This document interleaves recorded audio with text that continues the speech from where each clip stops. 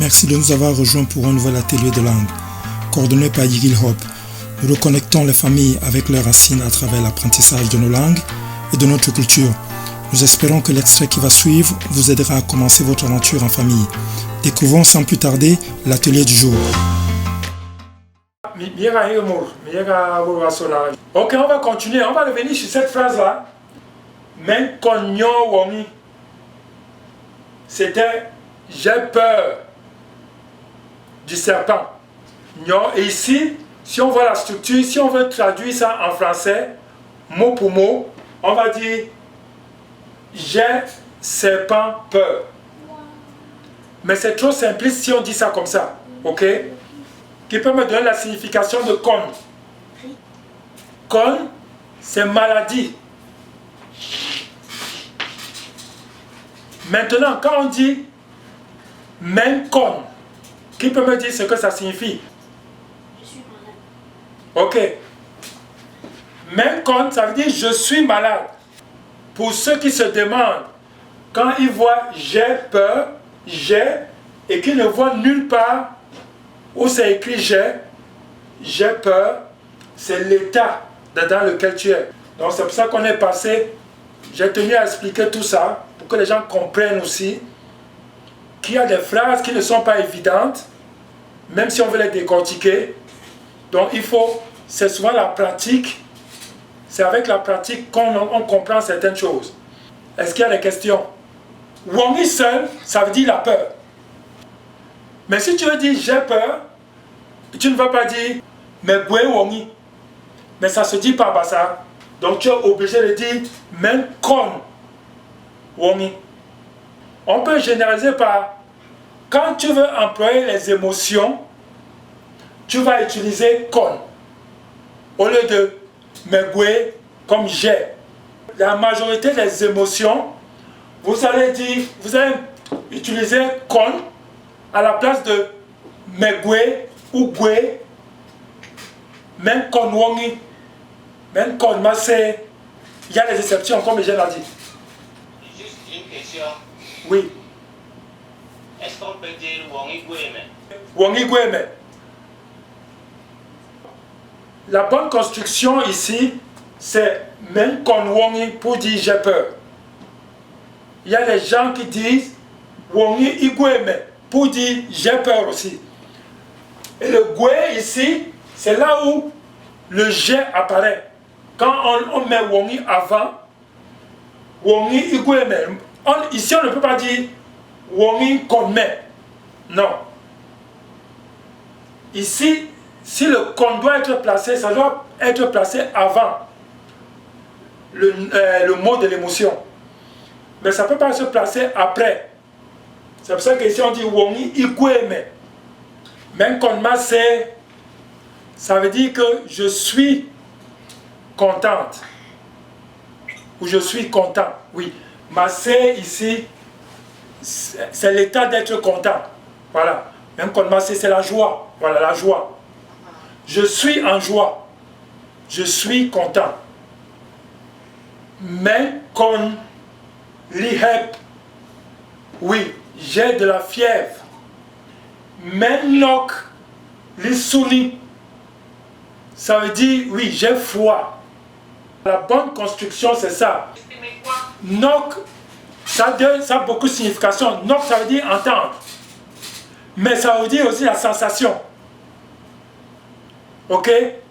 Menok njore, ça veut dire que j'ai mal. Nok aussi veut dire entendre. Menok longue. Ça a deux significations ici. Même longueur, ça veut dire je suis en santé. Ça veut aussi dire j'entends parfaitement. Donc en fonction de comment vous parlez avec quelqu'un, vous allez comprendre s'il parle de bien se sentir ou qu'il entend bien. On va faire des phrases, essayer d'utiliser au maximum ce qu'on a essayé de voir, même de façon inhabituelle, pour voir si vous êtes, comment dire, vous êtes dans le, vous avez bien compris. Okay. Men kon nye wongi. Men kon nye. Men kon nye Wongi. Ok. Nicolas.